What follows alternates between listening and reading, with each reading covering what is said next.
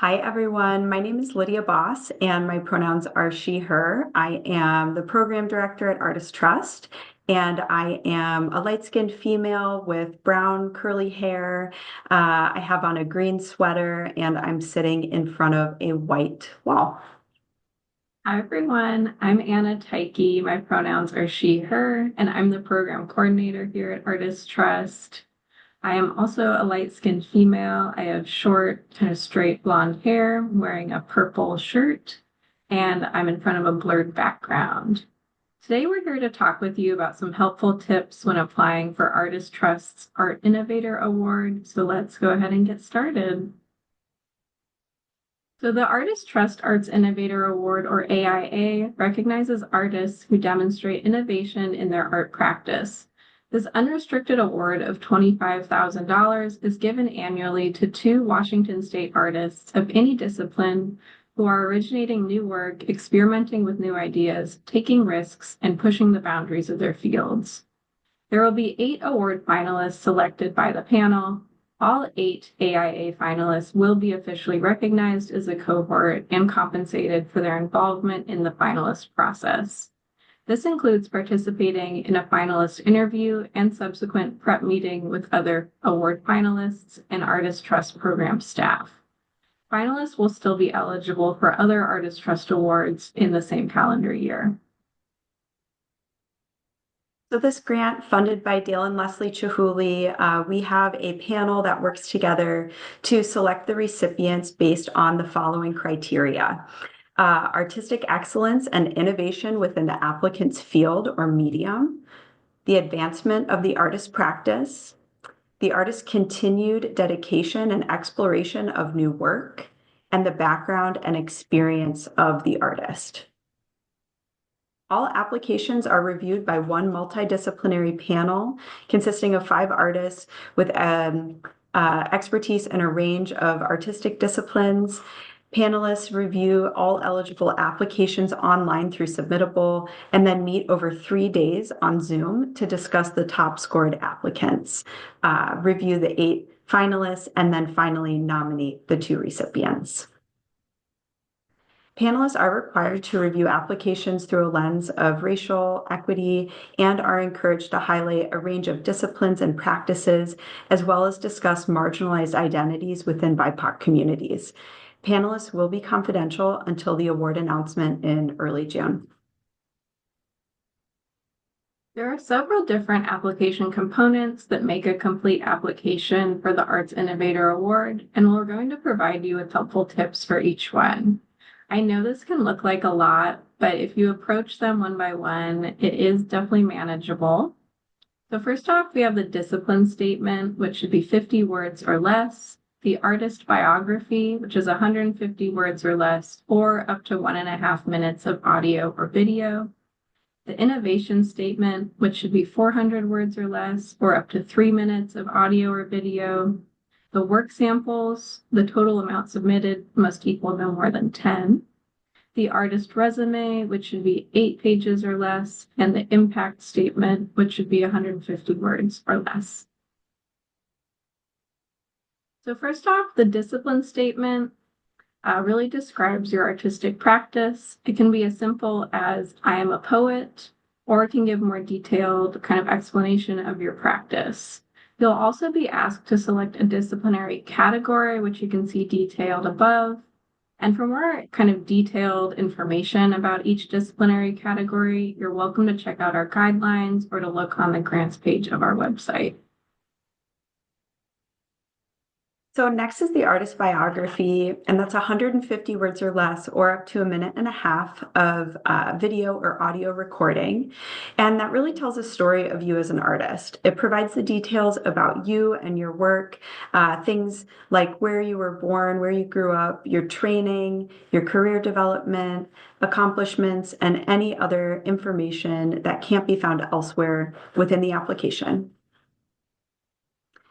After that, we have the innovation statement, and this is 400 words or less, or up to 3 minutes of a video and audio or audio recording. And your innovation statement should really describe primarily how your work is innovative. Consider how your work is developed, experiments with new ideas, takes risks, and or pushes the boundaries of your discipline. Please contextualize how your work is innovative within your field. And this is really a place for you to explain how your work embodies this award.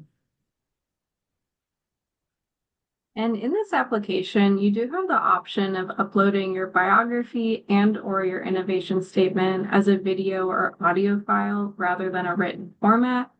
We do give explicit details about this in our guidelines documented below. And generally speaking, for audio files, we ask that these be clear and easy to hear without any background noise, music, or other voices. They should not be edited with auto-tune, speed, or any other kind of audio manipulation. And there should not be any more work samples included in this. And for video format, these should be low tech without any filters, edits, scene changes, reels, or clips. They should be a clear shot of you with nobody else in view. And they should also not include any extra work samples in view. So a little bit more about the work samples. They really are the most important part of your application. And we would advise you to include your strongest work. Make sure that your work samples are well documented, cohesive, and follow the work sample guidelines. The total amount of work samples submitted must equal no more than 10, which may not necessarily be the number of files that you upload. If you're submitting multiple file formats, you may include no more than 10 files. One image is equal to 1 minute of video, audio, or manuscript page. Upload your work samples in the order that you'd like the panelists to review them. We would encourage you to include work from different bodies of work to show the scope of your practice and how innovation plays out in your overall practice as an artist. Talk to a friend, a partner, colleague, try to get input on what work samples best represent you. And your artist resume, which should be 8 pages or less, is really an overview of your arts and professional experience, accomplishments, education, and training, and any other information about your artistic career. It's very similar to a job resume, except its focus is on your art and art-related experience. And next, your impact statement, which is 150 words or less, explains how this award will make a difference for you.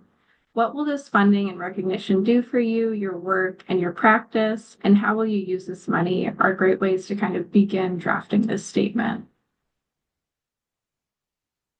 So just some general tips for when you're applying. Please do follow the guidelines. They are on our website and they're also linked below this video. Draft your materials on your computer in a word processing document so that way you can just easily copy paste into the application form. Please do not wait until the day of the deadline to start your application. Applying for grants does take time, and we would encourage you to start at least a week before the deadline. Have someone that you trust review your application before submitting. It's always great to have a second set of eyes on your materials. Be clear and concise. Definitely focus on innovation, given that that is the focus of this grant. Again, know that work samples are probably the most important part of your application, and don't assume that the panelists know your work. Try to approach your application from a place of speaking really plainly about who you are, your background, and what it is that you do in your overall practice. So on this slide here, you can see all of our grant support programs that we offer in conjunction with this grant. Please, again, don't wait to start your application and consider attending any of these programs that we offer. They are all free. We have an info session on February 27th. We have 2 different office hours appointments, which are one-on-one appointments with a member of our team, March 5th and March 6th. And then we also have a virtual study hall that you can pop into on March 11th. Finally, this is our contact information. Please get in touch if you need support, and best of luck with your application.